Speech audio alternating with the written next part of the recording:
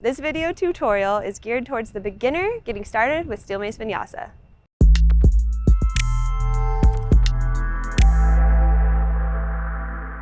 We hold teacher trainings for Steel Mace Vinyasa quarterly, so check it out on the FlowShala website. If you're just getting started, you're likely going to want to use a 7-pound mace. If you're a guy, you might want to use a 10, or if you're a super strong lady, you might want to work up to a 10.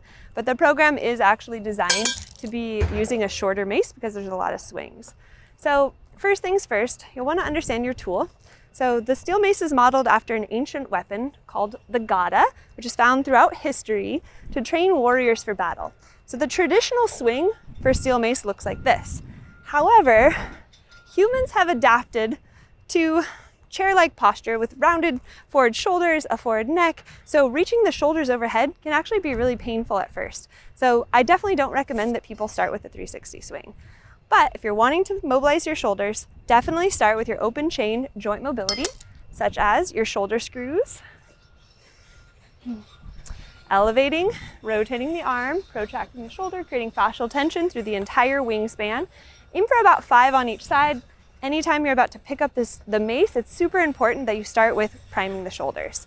You can do shoulder circles down below with straight arms, shoulder circles up top, looks like this. And then link the two together. Circle on the bottom, circle on the top, circle bottom, circle top, figure eights with the arms, a great way to start opening up the shoulders. Once you feel like your shoulders are warmed, you've done your mobility drills, it's time to get your hands on your mace. And don't worry, you can actually get a 5-pound mace if this feels too heavy. You can even get a wooden dowel if you're just starting out. Yogis, do not be intimidated. Start with your mace in a prayer position. Ensure that you have grip conformation, shoulder pack, crown to coccyx alignment, and you're standing nice and tall and proud like a warrior. From here, start to externally rotate your arm. Notice my arm is at 90 degrees, my shoulders are packed. Eye gaze follows the mace, super great for neck mobility here. And just get comfortable with your arm bone moving in external rotation. So your arm bone, your humerus, is a ball and socket joint. You want to maximize mobility there. And notice we're bearing a little bit of load. So the trick here is if you angle your mace in just a little bit, you start to generate what's called leverage. Leverage is a key component of successfully yielding a mace. Next phase, let's move into some slow mace switches. Do choke up on your mace if this feels intense. So you can bring your mace behind the back of your head and bring it back to what's called a modified side flag. Learning the names is really, really key, and we teach this at all of our Steel Mace Vinyasa seminars. And you're really learning principles. So, do I have my torque, which is basically externally rotating with full fascial tension? Do I have my leverage, meaning is my globe just slightly off-centered? Do I have my shoulder pack? Once you've established that you can do this action, this will start to open up your shoulders a lot for doing other shield casting type movements.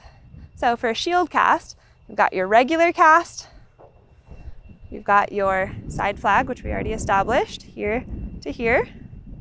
And then when you put those together, it looks like this. Back position, modified side flag, back position, order. So I'm going really quickly. We definitely go through these in depth at the seminar, but essentially that movement, the shield cast, is going to help you carve a pathway so that a 360 swing becomes more accessible. Does that make sense? So let's say, hypothetically, we wanted to put our external rotation into a yoga posture. So here's a really common posture. You might recognize it from a yoga class. If you've ever gone to yoga, it looks like this. It's an open hip posture. If you're doing this correctly, you should have full glute engagement. This back foot's turned in just slightly. There's full torque in the front leg as well. And your arms are out, the wrists are at the same height as the shoulder. So let's say we wanted to integrate a load, such as the mace, in this case a 7-pound mace. So we could have a short lever arm here. We could start just passing the mace in front of the body.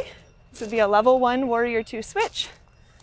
And trying to get that backhand to either do the same exact thing or to hold the warrior 2 position. Eye gaze follows the mace. You're essentially conditioning the warrior 2 asana. Of course, you probably would be on a different surface than I am today, but I am accepting my terrain, utilizing the gravel a bit. Next phase, you could bring your mace into back position, parallel the feet, and externally rotate here. So again, yield the mace into back position, hold. This is one of my signature Steel Mace Vinyasa exercises. It's designed to help you get more mobile in your hip rotators. Eventually, you can turn that into a full straight arm. We call this a full side flag.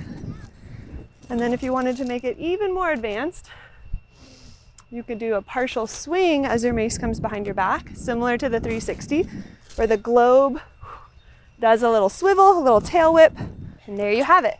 You've then conditioned your yoga asana with a load, you've heightened your proprioception, you've increased your coordination, your ability to anticipate that load, and then what's left is as you come back to the warrior two position, everything feels active, alive, you feel that primal sense of yielding your tool, your weapon, and you're able to enter the asana with more ease, more awareness, more concentration, and ideally more flow. I hope this video has been beneficial for you. Leave your comments below and come see me at the FlowShala Virtual Studio really soon.